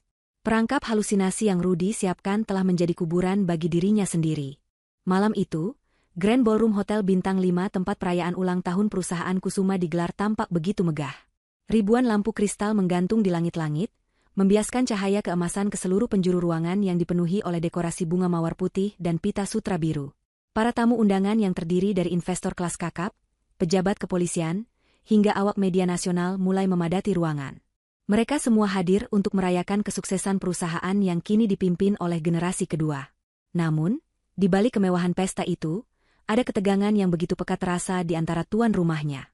Ayana berdiri di pintu masuk ballroom, menyambut tamu dengan senyum anggun yang sulit ditebak. Ia mengenakan gaun malam panjang berwarna biru laut yang elegan, dipadukan dengan hijab satin berwarna senada. Di sebelahnya, Rudi berdiri dengan setelan jas hitam mahal yang baru dibelinya kemarin. Meskipun wajahnya tersenyum ramah menyalami para kolega, keringat dingin terus mengalir di punggungnya. Setelah kejadian di kamar tidur saat pemeriksaan dokter kemarin, Rudi merasa seperti berjalan di atas paku. Ia tidak tahu apa yang direncanakan Ayana. Istrinya itu tidak mengusirnya, tidak juga memenjarakannya saat itu juga. Ayana hanya diam, membiarkan Rudi hidup dalam ketakutan yang menyiksa, dan memaksa Rudi untuk tetap hadir malam ini sebagai direktur utama, demi menjaga citra perusahaan di depan publik. Di sisi lain ruangan, Zahra berdiri memegang gelas minuman dengan tangan gemetar. Ia mengenakan gaun merah mencolok yang sebenarnya tidak sesuai dengan kode busana malam itu. Tatapan mata para tamu yang memandangnya sinis, karena rumor tentang dirinya yang menumpang hidup di rumah Ayana sudah mulai menyebar, membuatnya merasa telanjang. Zahra ingin kabur, tapi Indra dan beberapa pria bertubuh tegap yang menyamar sebagai keamanan pesta terus mengawasinya dari kejauhan. Mereka terjebak. Malam ini adalah panggung sandiwara terakhir mereka, dan Ayana adalah sutradaranya. Acara dimulai dengan sambutan pembuka dari MC, diikuti dengan tayangan video profil pencapaian perusahaan selama setahun terakhir. Ayana naik ke atas panggung dengan langkah tenang. Ia mengambil mikrofon, menatap ribuan pasang mata yang hadir di sana. Suasana hening seketika, menantikan pidato sang pewaris tunggal. "Selamat malam, Bapak dan Ibu sekalian," sapa Ayana dengan suara jernih. "Malam ini bukan sekadar perayaan ulang tahun perusahaan. Malam ini adalah tentang kebenaran. Perusahaan ini didirikan oleh almarhum ayah saya dengan fondasi kejujuran dan integritas. Namun, belakangan ini, ada hama yang mencoba merusak fondasi itu dari dalam. Saya ingin memperkenalkan orang yang paling ambisius dalam memajukan, atau mungkin menghancurkan, perusahaan ini. Suami saya, Rudi." Ayana memberi isyarat tangan ke arah Rudi. Tepuk tangan sopan terdengar. Rudi yang merasa dipanggil, mau tidak mau naik ke atas panggung dengan senyum kaku. Ia mengambil alih mikrofon, mencoba menguasai kegugupannya. Ia berpikir mungkin Ayana masih ingin menjaga nama baik keluarga di depan umum, dan tidak akan berani membuat skandal. Rudi mulai berpidato dengan gaya orator ulung yang biasa ia pakai untuk menipu orang. "Terima kasih, istriku tercinta. Saya bangga bisa berdiri di sini. Visi saya ke depan adalah membawa perusahaan ini menjadi pemimpin pasar global. Saya akan bekerja keras siang dan malam demi amanah almarhum ayah mertua saya." Belum selesai kalimat Rudi, tiba-tiba lampu utama ballroom padam total. Ruangan menjadi gelap gulita, hanya disinari oleh cahaya proyektor raksasa di belakang panggung yang mendadak menyala terang. Para tamu berbisik-bisik bingung. Rudi menoleh ke belakang, mengira itu adalah bagian dari presentasi visualnya. Namun, apa yang terpampang di layar raksasa itu membuat darahnya membeku seketika. Itu bukan grafik saham. Itu adalah rekaman CCTV resolusi tinggi. Video itu menampilkan ruang tamu rumah Ayana. Di sana, terlihat jelas Rudy dan Zahra sedang duduk berduaan di sofa, tertawa terbahak-bahak sambil memegang botol anggur mahal milik mendiang ayah Ayana. Suara mereka terdengar menggelegar melalui sound system ballroom yang canggih. Gampang banget nipu si Ayana itu. Suara Rudy di video terdengar jelas, disambut tawa Zahra. Dia persis kayak ibunya yang lemah.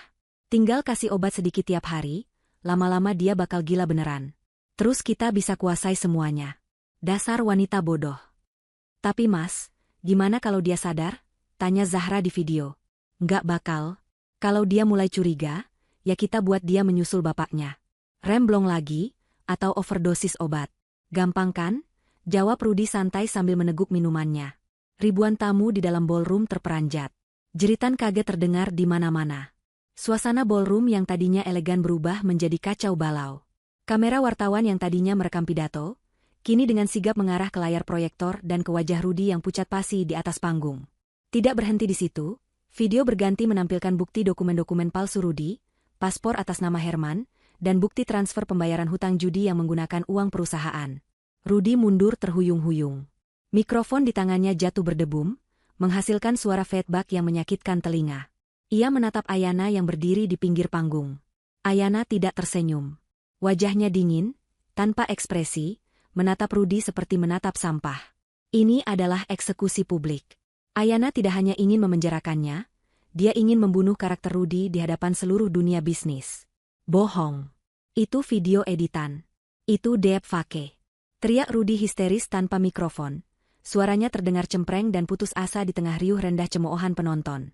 Ia mencoba lari turun dari panggung, tapi puluhan wartawan sudah menyerbunya, memberondongnya dengan pertanyaan tajam dan kilatan lampu flash yang menyilaukan. Di sudut ruangan, Zahra yang melihat kehancuran Rudy mencoba menyelamatkan dirinya sendiri. Ia tahu kapal ini akan karam, dan ia tidak mau ikut tenggelam. Saat beberapa petugas keamanan mendekatinya, Zahra justru berteriak histeris, menunjuk-nunjuk ke arah Rudy di panggung. Dia yang paksa saya. Dia otaknya. Teriak Zahra, air mata buayanya mengalir deras. Saya diancam. Rudy yang membunuh ayahnya Ayana. Saya saksinya. Saya punya buktinya. Jangan tangkap saya, tangkap dia. Pengkhianatan itu terjadi begitu cepat dan brutal. Rudy yang mendengar teriakan Zahra dari kejauhan merasa ditikam dari belakang. Ia menatap Zahra dengan tatapan penuh kebencian. Perseteruan dua antagonis itu menjadi tontonan yang memalukan. Rudy yang terpojok dan dipermalukan habis-habisan kehilangan akal sehatnya. Ia melihat pintu keluar darurat di sebelah kanan panggung. Ia mendorong kerumunan wartawan dengan kasar, memukul siapa saja yang menghalanginya, dan berlari nekat menuju pintu itu. Namun, sebelum ia bisa mencapai gagang pintu, sesosok tubuh tegap menghadangnya. Indra berdiri di sana, melipat tangan di dada dengan santai, seolah sudah menunggu momen ini sejak lama. Mau kemana, Pak Direktur? Pesta baru saja dimulai, sindir Indra. Minggir kau, bajingan. Teriak Rudy sambil melayangkan pukulan ke wajah Indra. Namun, Indra dengan mudah menangkis pukulan amatir itu, memutar lengan Rudy ke belakang punggung, dan mendorong wajahnya ke dinding. Polisi berseragam lengkap yang sudah disiagakan sejak awal segera merangsek masuk, memborgol tangan Rudy yang meronta-ronta. Di sisi lain, Zahra juga tidak luput. Meskipun ia berteriak mengaku sebagai korban, polisi wanita tetap menyeretnya keluar karena bukti keterlibatannya dalam pemufakatan jahat sudah sangat kuat. Malam itu, pesta ulang tahun perusahaan berubah menjadi drama penangkapan paling sensasional tahun ini.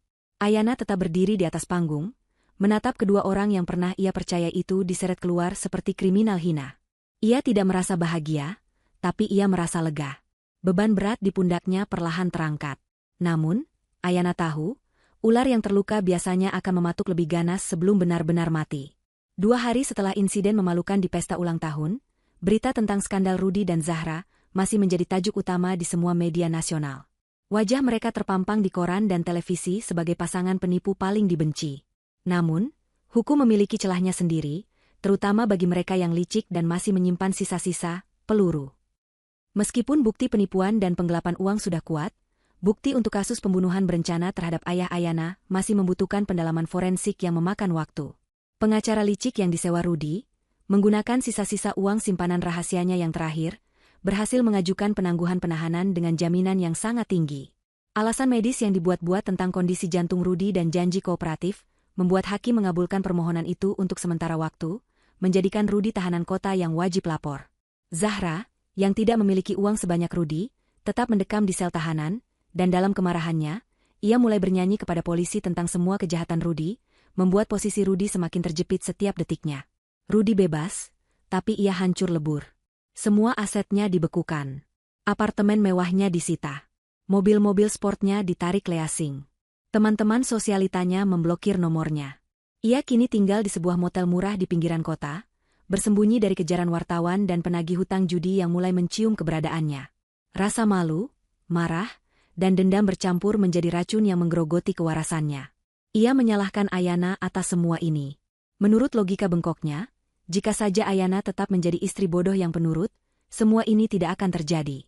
Ia merasa dirampok. Ia merasa dizalimi. Malam itu, hujan turun dengan deras, disertai petir yang menyambar-nyambar, seolah alam sedang mempersiapkan panggung untuk babak terakhir tragedi ini. Rudi duduk di kamar motelnya yang pengap, menenggak botol alkohol murah. Matanya merah dan bengkak, rambutnya acak-acakan. Di meja, tergeletak sebuah pistol rakitan yang ia beli dari pasar gelap dengan uang terakhirnya. Ia tidak berniat kabur ke luar negeri. Ia tahu polisi mengawasi bandara. Ia juga tahu hidupnya sudah tamat. Penjara seumur hidup menantinya begitu kesaksian Zahra divalidasi. Jika ia harus hancur, ia akan menyeret Ayana bersamanya ke neraka. Aku tidak akan membiarkanmu menang, Ayana. Tidak akan pernah, gumam Rudi parau. Ia menyelipkan pistol itu ke balik jaketnya yang basah, mengenakan topi hitam, dan keluar menembus hujan. Pukul 2 dini hari, rumah besar Ayana tampak gelap dan sunyi. Hanya lampu taman yang menyala remang-remang. Penjagaan di depan rumah memang diperketat pasca kejadian pesta, namun Rudi tahu seluk-beluk rumah itu lebih baik daripada satpam baru yang berjaga. Ia memanjat tembok belakang yang tertutup tanaman rambat, menghindari jangkauan kamera CCTV yang ia tahu persis letak titik butanya, karena dulu dialah yang memasangnya untuk memantau Ayana. Rudi berhasil masuk ke halaman belakang. Ia mencungkil jendela dapur dengan linggis kecil. Suara gemuruh petir menyamarkan bunyi kaca yang retak. Dengan napas memburu, ia melangkah masuk ke dalam rumah yang dulu ia anggap miliknya. Aroma lavender dari pengharum ruangan membuat kebenciannya semakin memuncak. Ia berjalan mengendap-endap menuju tangga, tujuannya hanya satu, kamar tidur utama. Namun, langkah Rudi terhenti di ruang tengah. Lampu ruangan tiba-tiba menyala terang. Rudi menyipitkan mata, kaget. Di sana, duduk di sofa tunggal, Indra sedang menunggunya. Detektif itu tidak terlihat tidur. Ia mengenakan pakaian lengkap, seolah sudah memprediksi kedatangan tamu tak diundang ini. Aku sudah menduga tikus got akan kembali ke selokannya, ucap Indra tenang, namun tangannya siaga di dekat pinggang. Minggir kau. Ini urusanku dengan istriku. Teriak Rudi sambil mencabut pistolnya dengan tangan gemetar.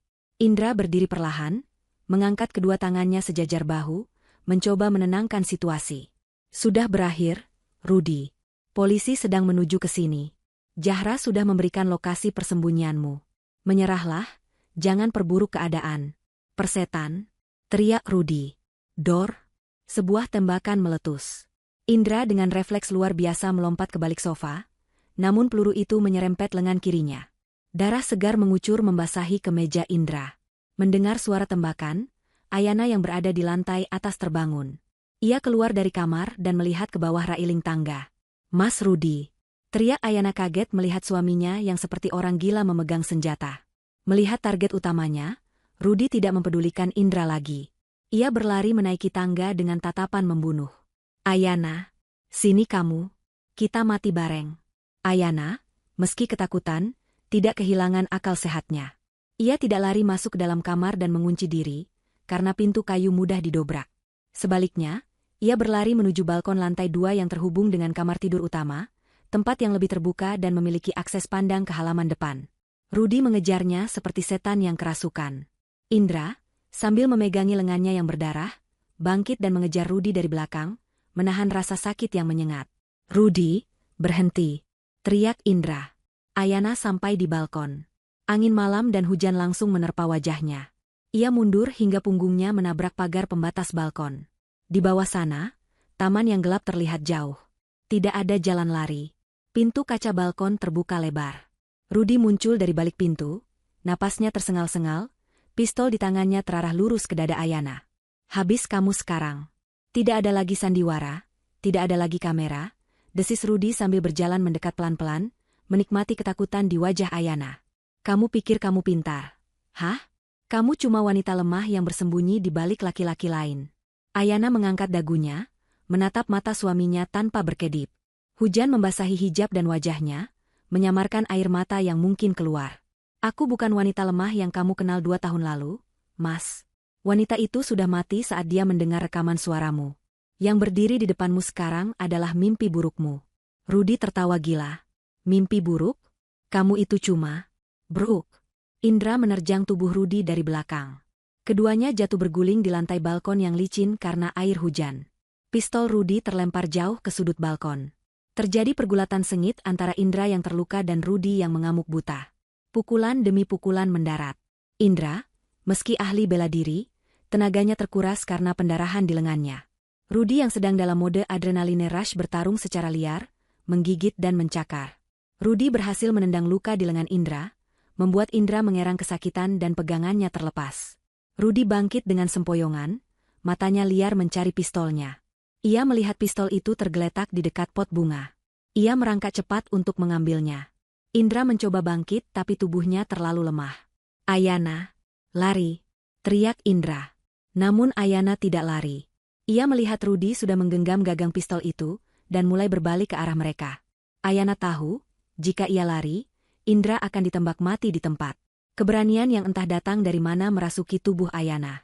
Ia teringat semua latihan pertahanan diri singkat yang diajarkan Indra, teringat wajah ayah dan ibunya, teringat semua penghinaan yang ia terima. Saat Rudy baru setengah berdiri dan belum sempat mengokang pistolnya dengan benar, Ayana berlari menerjang.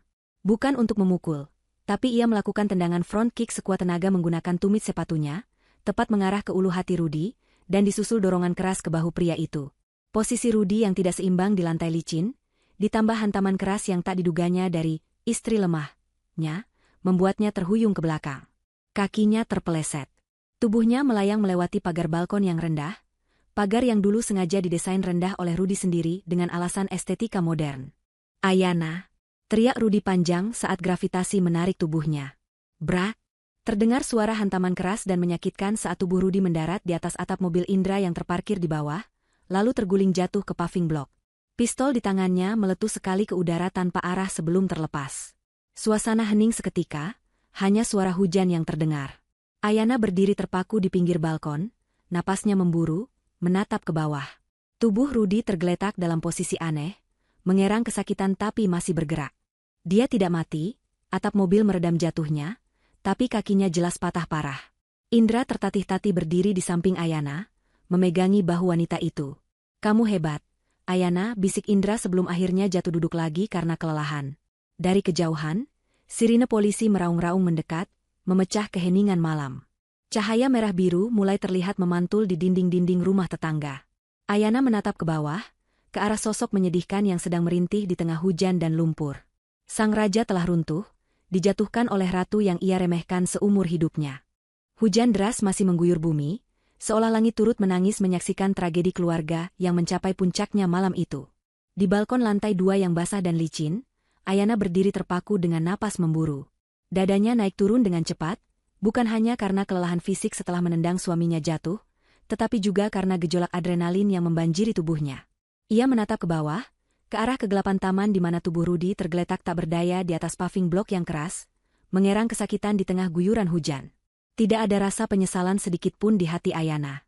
Yang ada hanyalah rasa lega yang aneh, seolah sebuah batu besar yang selama ini menindih dadanya akhirnya hancur berkeping-keping. Ia telah melakukan apa yang harus dilakukan. Ia telah membela nyawanya dan kehormatan keluarganya dari seorang monster yang menyamar sebagai malaikat. Indra, yang masih terduduk lemas di lantai balkon sambil memegangi lengan kirinya yang terus mengeluarkan darah, menatap Ayana dengan pandangan kagum sekaligus khawatir. Wajah detektif itu pucat, namun matanya tetap tajam dan waspada. Ia berusaha bangkit berdiri meski tubuhnya goyah. Ayana segera tersadar dari lamunannya dan bergegas membantu Indra. Ia memapah tubuh kekar pria itu, membiarkan Indra menyandarkan berat badannya pada bahu Ayana yang mungil namun ternyata sangat kuat.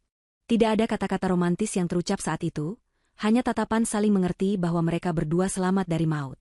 Suara sirine mobil polisi semakin mendekat, meraung-raung memecah keheningan malam perumahan elit itu. Cahaya lampu rotator berwarna merah dan biru mulai memantul di dinding-dinding rumah, menciptakan bayangan yang bergerak liar seperti tarian hantu. Beberapa saat kemudian, gerbang depan didobrak paksa oleh tim satuan khusus kepolisian. Puluhan petugas berseragam lengkap dengan rompi anti peluru dan senjata laras panjang merangsek masuk ke halaman, berteriak memberikan komando. Mereka menemukan Rudy yang sedang berusaha merangkak menjauh dengan kaki yang patah, menyeret tubuhnya di atas lumpur seperti seekor binatang yang terluka parah. Ayana membantu Indra menuruni tangga menuju lantai 1. Setiap langkah terasa berat, namun mereka harus melihat akhir dari semua ini. Saat mereka sampai di pintu depan yang terbuka lebar, pemandangan di halaman adalah definisi dari keadilan yang tertunda. Rudy, pria yang dulu selalu tampil klimis dengan setelan jas jutaan rupiah dan parfum mahal, kini terlungkup di tanah becek. Pakaiannya kotor oleh tanah dan darah, wajahnya lebam, dan ia menjerit-jerit kesakitan saat dua orang petugas polisi membalikkan badannya dengan kasar untuk memasangkan borgol. Tulang kering kaki kanannya mencuat keluar menembus celana kainnya, sebuah pemandangan mengerikan akibat jatuh dari ketinggian. Ayana melangkah keluar ke teras, berlindung di bawah atap agar tidak basah kuyup, namun matanya tak lepas menatap Rudy. Petugas medis dari ambulans yang baru datang segera menghampiri Indra untuk memberikan pertolongan pertama pada luka tembaknya, namun Indra menolak untuk ditandu sebelum melihat Rudy diamankan sepenuhnya. Detektif itu hanya membiarkan petugas membalut lukanya sementara ia berdiri di samping Ayana, menjadi benteng terakhir yang melindungi wanita itu. Rudy, di tengah rintihan sakitnya, melihat sosok Ayana berdiri di teras dengan sorot lampu tembak polisi yang menyinari latar belakangnya. Ayana tampak begitu agung dan tak tersentuh, kontras dengan dirinya yang hina dina. Rasa sakit di kakinya tidak sebanding dengan rasa sakit di harga dirinya yang hancur lebur. Ia mencoba meneriakkan sumpah serapah, namun suaranya hanya keluar sebagai gurgulan darah dan air hujan. Tatapan mata Rudy yang dulu penuh tipu daya kini hanya berisi ketakutan murni dan keputusasaan. Komandan polisi menghampiri Ayana, memberikan hormat singkat, dan mengonfirmasi bahwa Rudy akan segera dibawa ke rumah sakit polisi dengan pengawalan ketat sebelum dijebloskan ke sel isolasi. Tidak akan ada lagi penangguhan penahanan. Tidak akan ada lagi jaminan. Percobaan pembunuhan terhadap Ayana dan penembakan terhadap Indra adalah tiket satu arah menuju penjara seumur hidup. Belum lagi jika ditambah dengan dakwaan pembunuhan berencana terhadap ayah Ayana yang buktinya semakin kuat. Sebelum polisi menyeret Rudy ke dalam ambulans, Ayana melangkah maju menembus hujan. Ia tidak peduli gaun tidurnya basah atau kakinya kotor terkena cipratan lumpur. Ia mendekati brankar tempat Rudy dibaringkan. Petugas polisi sempat ingin menghalangi, namun melihat tatapan Ayana, mereka mundur memberi ruang. Ayana berdiri tepat di samping kepala Rudy. Ia menatap wajah suaminya itu lamat-lamat, mereka memori kehancuran pria yang pernah ia cintai itu. Ayana perlahan mengangkat tangan kirinya, memperlihatkan cincin kawin emas bertahta berlian yang masih melingkar di jari manisnya, simbol ikatan suci yang ternyata dibangun di atas fondasi darah dan kebohongan. Dengan gerakan tenang dan disengaja, Ayana melepaskan cincin itu. Ia menggenggamnya sejenak, merasakan dinginnya logam itu, lalu menjatuhkannya tepat di atas dada Rudy yang naik turun menahan sakit. Cincin itu berdenting pelan saat membentur kancing baju Rudy, suara yang terdengar begitu nyaring di telinga mereka berdua. "Bawalah," ucap Ayana dingin. Suaranya tidak bergetar sedikitpun, datar namun tajam seperti silet. "Anggap itu sedekah terakhirku. Kamu bisa menjualnya untuk membeli rokok atau mie instan di kantin penjara nanti. Karena mulai detik ini, tidak ada 1 rupiah pun dari harta ayahku yang bisa kamu nikmati. Namamu sudah dihapus dari sejarah keluarga ini." Rudy hanya bisa menatap nanar cincin di dadanya, lalu beralih menatap wajah Ayana. Ia ingin membalas, ingin menyakiti hati Ayana dengan kata-kata kasarnya, tapi mulutnya terkunci. Ia melihat sesuatu di mata Ayana yang membuatnya kerdil, kekuatan. Wanita di hadapannya bukan lagi gadis yatim piatu yang rapuh, melainkan seorang ratu yang baru saja memenangkan perang. Sementara itu, di tempat yang berbeda namun di waktu yang hampir bersamaan, keadilan juga sedang menjemput Zahra. Ternyata, selama masa penangguhan penahanannya yang singkat, Zahra yang panik mencoba melarikan diri. Ia menggunakan sisa uang simpanannya untuk membeli tiket pesawat ke luar negeri, dan menggunakan paspor palsu yang ia curi dari brankas Rudy sebelum disita polisi. Ia berpikir bisa menghilang dan memulai hidup baru di negara yang tidak memiliki perjanjian ekstradisi. Namun, Zahra meremehkan jangkauan hukum dan kecerdikan Indra. Sistem imigrasi bandara sudah ditandai dengan peringatan merah, red notice, untuk wajah dan sidik jarinya. Saat Zahra mencoba melewati gerbang pemeriksaan paspor otomatis dengan kacamata hitam besar dan wig pirang, alarm sunyi berbunyi di ruang kontrol keamanan. Dalam hitungan detik, petugas keamanan bandara mengepungnya. Adegan penangkapan Zahra tidak kalah dramatis. Ia menjerit-jerit histeris di tengah terminal keberangkatan internasional, memaki petugas, dan berusaha mencakar siapa saja yang mendekat. Ia berteriak bahwa ia hamil, sebuah kebohongan putus asa, agar dikasihani. Namun, borgol tetap terpasang di pergelangan tangannya. Kamera ponsel para penumpang merekam kejadian itu, dan dalam hitungan menit, video penangkapan Zahra viral di media sosial, bersanding dengan berita penangkapan Rudy. Dua antagonis yang saling mengkhianati itu, akhirnya jatuh ke lubang yang sama di malam yang sama. Kembali ke rumah Ayana, ambulans yang membawa Rudy mulai bergerak pergi, diikuti iring-iringan mobil patroli. Suara sirine perlahan menjauh, menyisakan keheningan yang basah. Hujan mulai reda, menyisakan gerimis halus. Ayana masih berdiri di halaman, menatap lampu merah ambulans yang menghilang di tikungan jalan. Indra, yang lengannya sudah dibalut perban putih, berjalan mendekati Ayana. Ia tidak berkata apa-apa, hanya berdiri di sampingnya, menawarkan kehadiran yang menenangkan. Ayana menoleh, menatap pria yang telah menyelamatkan nyawanya berkali-kali. "Sakit banget ya lukanya?" tanya Ayana pelan, matanya menyiratkan rasa bersalah. Indra tersenyum tipis, senyum tulus yang jarang ia perlihatkan. "Nggak sebanding sama rasa sakit yang kamu tahan selama berbulan-bulan ini, Ayana. Luka ini bakal sembuh dalam 2 minggu. Tapi luka hatimu, kamu butuh waktu lebih lama untuk itu." Ayana mengangguk pelan. Ia menengadah menatap langit malam yang mulai menampakkan sedikit cahaya bulan dari balik awan. Masalahnya sudah selesai. Musuhnya sudah kalah. Tapi Indra benar, perjalanannya untuk menyembuhkan diri baru saja dimulai. Namun setidaknya, malam ini ia bisa tidur nyenyak tanpa takut diracun atau dibunuh di rumahnya sendiri. Ayana menghirup udara malam dalam-dalam, merasakan aroma tanah basah yang menyegarkan. Itu adalah aroma kebebasan. 6 bulan telah berlalu sejak malam badai yang penuh darah itu. Musim telah berganti, begitu juga dengan kehidupan Ayana. Keadilan, meski lambat, akhirnya ditegakkan dengan palu hakim yang menghantam meja hijau persidangan.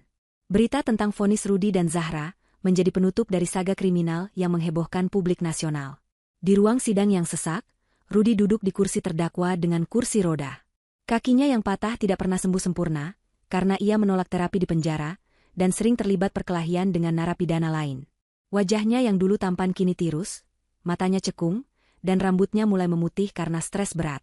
Di kursi terdakwa sebelahnya, Zahra duduk dengan wajah kuyu tanpa make-up. Tidak ada lagi tatapan menggoda atau gaya bicara manja.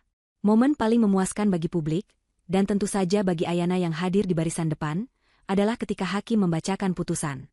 Keduanya terbukti secara sah dan meyakinkan melakukan pembunuhan berencana terhadap ayah Ayana, berdasarkan bukti forensik rem mobil dan aliran dana ke pembunuh bayaran, percobaan pembunuhan terhadap Ayana, penipuan, penggelapan dana perusahaan, serta penyerangan dengan senjata api. Menjatuhkan hukuman pidana penjara seumur hidup kepada terdakwa 1, Rudy, dan terdakwa 2, Zahra. Suara hakim menggema tegas. Reaksi keduanya sungguh menyedihkan. Rudy hanya tertunduk lesu, air mata penyesalan, atau mungkin air mata mengasihani diri sendiri, menetes ke pangkuannya. Sementara Zahra, ia histeris, berteriak menyalahkan Rudy, memaki hakim, hingga harus diseret paksa keluar ruang sidang oleh petugas. Pemandangan itu menjadi penutup yang sempurna. Mereka tidak hanya kehilangan kebebasan, tapi juga kehilangan martabat, harta, dan kemanusiaan mereka. Mereka akan menghabiskan sisa hidup mereka di balik jeruji besi, membusuk bersama rasa benci yang mereka tanam sendiri. Di luar pengadilan, Ayana melangkah keluar disambut kilatan kamera wartawan. Namun kali ini, ia tidak menunduk atau bersembunyi. Ayana, dengan balutan blazer kerja yang rapi dan hijab modern yang stylish, tersenyum percaya diri. Ia menjawab beberapa pertanyaan wartawan dengan singkat dan lugas, menegaskan bahwa fokusnya kini adalah memajukan perusahaan warisan orang tuanya. Ia bukan lagi korban. Ia adalah penyintas. Ia adalah pemimpin. Perusahaan Kusuma di bawah kepemimpinan Ayana berkembang pesat. Ia membersihkan semua, orang-orang, Rudy di manajemen, menggantinya dengan profesional yang berintegritas. Ayana dikenal sebagai pemimpin yang tegas namun memiliki empati tinggi. Ia sering mengadakan program amal atas nama almarhum ibu dan ayahnya. Tidak ada yang berani meremehkannya lagi. Julukan, Iron Lady, mulai melekat padanya, sebuah gelar kehormatan yang ia raih dengan darah dan air mata. Sore itu, sepulang dari kantor, Ayana tidak langsung pulang ke rumah. Ia mengarahkan mobilnya ke sebuah pemakaman umum yang asri di pinggiran kota. Langit sore berwarna jingga keunguan, memberikan suasana damai yang hangat. Ayana berjalan menyusuri jalan setapak berbatu, membawa 2 buket bunga lili putih segar. Ia berhenti di depan 2 gundukan tanah yang terawat rapi. Nisan marmer hitam bertuliskan nama ayah dan ibunya tampak berkilau ditimpa cahaya matahari sore. Ayana berjongkok, meletakkan bunga itu, dan mengusap nisan orang tuanya dengan lembut. "Ibu, ayah, semuanya sudah selesai," bisik Ayana pelan. "Mereka sudah mendapatkan hukuman yang pantas. Perusahaan aman. Ayana juga aman. Kalian bisa istirahat dengan tenang sekarang. Ayana janji akan menjaga warisan kalian sebaik mungkin." Angin sore bertiup lembut, memainkan ujung hijab Ayana, seolah belayan tangan gaib dari orang tuanya yang merestui. Ayana memejamkan mata, menikmati kedamaian itu. "Mereka pasti bangga padamu." Sebuah suara bariton yang familiar terdengar dari belakang. Ayana menoleh dan tersenyum. Indra berdiri di sana, tidak lagi mengenakan jaket kulit hitam dan topi misteriusnya. Pria itu kini terlihat lebih rapi dengan kemeja biru muda yang digulung hingga siku dan celana bahan. Bekas luka tembak di lengannya sudah sembuh, meski meninggalkan parut kecil yang akan selalu menjadi pengingat perjuangan mereka. "Kamu sudah lama di sini?" tanya Ayana sambil bangkit berdiri. "Baru saja. Aku mampir membawakan ini." Indra menunjukkan sebuah map plastik. "Laporan penutupan kasus. Resmi. Kamu tidak perlu lagi jasa detektif swasta." Ayana menerima map itu, tapi matanya menatap Indra lekat. "Jadi, ini perpisahan? Kontrak kerja kita sudah selesai, kan?" Indra terdiam sejenak, menatap mata Ayana yang berbinar. Ada kecanggungan manis di antara mereka. Hubungan profesional mereka telah berakhir, namun ikatan emosional yang terjalin selama masa-masa krisis itu tidak bisa diputus begitu saja. Indra menggaruk tengkuknya yang tidak gatal, tingkah laku yang jarang terlihat dari pria sedingin dia. "Secara teknis, kontrak profesional memang selesai," kata Indra pelan. "Tapi, aku dengar perusahaan Kusuma sedang mencari kepala keamanan baru yang bisa dipercaya. Dan kebetulan, aku sedang cari pekerjaan yang lebih menetap. Bosan juga jadi detektif yang harus sembunyi-sembunyi terus." Ayana tertawa kecil, tawa yang lepas dan bahagia. "Oh ya? Kebetulan sekali. Tapi syaratnya berat loh. Kepala keamanan saya harus siap siaga 24 jam, dan mungkin harus siap menemani saya makan malam sesekali di akhir pekan." Indra tersenyum lebar. Senyuman yang membuat wajah kerasnya terlihat jauh lebih muda dan hangat. "Saya rasa saya memenuhi kualifikasi itu. Terutama bagian makan malamnya." Mereka berdiri bersisian menatap matahari terbenam. Tidak ada pernyataan cinta yang muluk-muluk, tidak ada lamaran pernikahan yang terburu-buru. Ayana tidak ingin mengulangi kesalahannya dengan tergesa-gesa memberikan hati. Ia dan Indra sepakat untuk menjalaninya perlahan, membangun kepercayaan langkah demi langkah. Namun, dari cara Indra memandang Ayana, dan cara Ayana merasa aman di dekat Indra, jelas bahwa masa depan mereka akan berjalan beriringan ke arah yang lebih cerah. Malam harinya, Ayana kembali ke rumah besarnya yang kini terasa damai. Ia masuk ke kamar tidur utama, kamar yang menjadi saksi bisu awal mula mimpi buruknya 6 bulan lalu. Kamar itu sudah direnovasi total. Cat dindingnya diganti warna pastel yang cerah, perabotan diubah posisinya, dan tidak ada lagi jejak Rudy di sana. Ayana berjalan menuju lemari pakaian besar, walk-in closet yang baru dipasang minggu lalu. Ia membuka pintunya. Di dalam sana, deretan baju kerjanya tergantung rapi. Tidak ada lagi ketakutan, tidak ada lagi persembunyian. Ia teringat saat ia meringkuk di lantai lemari lama, gemetar ketakutan mendengar rekaman suara pengkhianatan suaminya. Momen itu terasa seperti kehidupan yang berbeda. Ayana mengambil sebuah kotak kecil dari laci meja rias. Di dalamnya tersimpan kartu nama hitam bertuliskan Indra, Private Investigator. Ia tersenyum menatap kartu itu, lalu meletakkannya kembali. Ia tidak akan membuangnya. Itu adalah pengingat bahwa ia pernah jatuh sangat dalam, namun berhasil bangkit kembali dengan lebih kuat. Ayana menutup pintu lemari pakaian itu dengan bunyi klik yang mantap. Ia mematikan lampu kamar, menyisakan lampu tidur yang hangat. Ia naik ke tempat tidur, menarik selimut, dan memejamkan mata dengan senyum tersungging di bibir. Untuk pertama kalinya dalam waktu yang sangat lama, Ayana tidur tanpa beban, menyambut hari esok yang penuh harapan. Pintu masa lalu telah tertutup rapat. Dan di balik pintu yang baru, kehidupan yang sesungguhnya baru saja dimulai. Baru saja dimulai. Baru saja dimulai. Baru saja dimulai. Baru saja dimulai. Baru saja dimulai. Baru saja